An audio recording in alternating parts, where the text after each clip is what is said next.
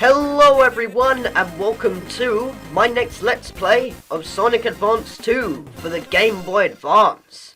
A game I grew up with when I was a child, way back in 2003. But anyway, let's start the game.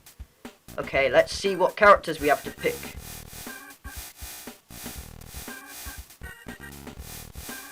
Just Sonic. Yeah, you can't really play the characters at the beginning or so like in Sonic Advance. In this one you have to start with Sonic, because you unlock the characters along the way. So yeah, Sonic Advance 2 is more focused on speed this time around, because in Sonic Advance 1 it was all about platforming and, you know, jumping at the right time. Sonic Advance 2 is more just about charging through the levels, and that's what I like about it, because I started growing up with Sonic when he was all about speed and all that. So pretty much this is all about speed and it's very fun to do so, trust me. Going through these levels is such a blast. I always had fun as a child, blasting through these levels as Sonic and jumping, you know, with this super speed boost, bouncing on springs. It's just very good. In my opinion, I find this to be the best Sonic Advance game out there. Yeah, I definitely prefer this over 3. Sonic Advance 3 is probably like my least favourite one. But anyway, these videos are probably going to be quite short, as you can see, because I just cleared it in 55 seconds. So yeah. Anyway, on to the next act.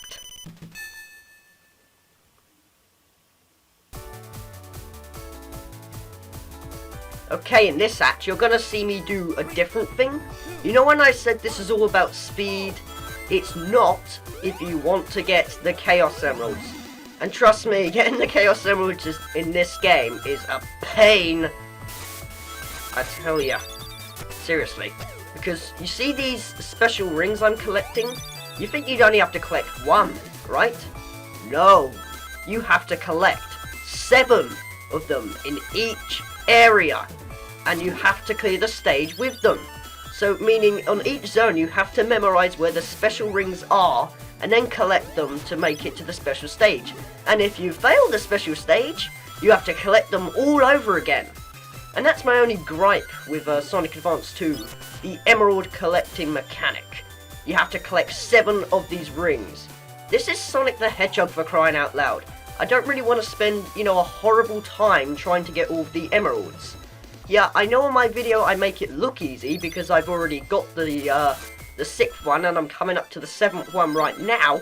But finding them all using your brain is a pain, due to how fast Sonic moves and to how easy it is to fall off and all that. But overall, this is a nice game. And let's see what the special stages are like themselves. Okay, it's kind of similar to, say, the Sonic CD special stages, where, you know, you walk around in a 3D environment and all that, except this one revolves around collecting rings. And you'll see, like, this number going up and down. What that is a ring combo. And what I mean by that is when you collect a bunch of rings, it will do these combos. And the higher combo you have, the more rings you collect, because, well, in like a couple of seconds, I've already got over 400 rings, meaning I've already won. So these special stages are pretty easy, actually, because you can just run anywhere and just follow a pile of rings and you've won. I've rarely had any trouble with these special stages as a kid. I always cleared them.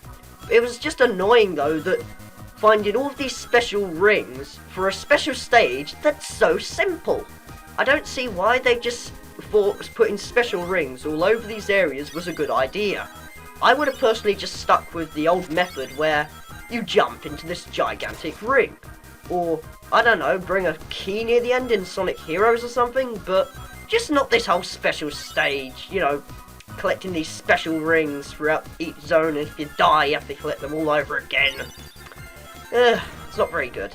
But overall, this is still a fun game. Like I keep saying, I prefer this over Sonic Advance 3 and 1. But I'll explain why later because, well, if I do so, I'll be revealing a lot of spoilers, so I might say I like this particular level, but I'll talk about that more when we come up.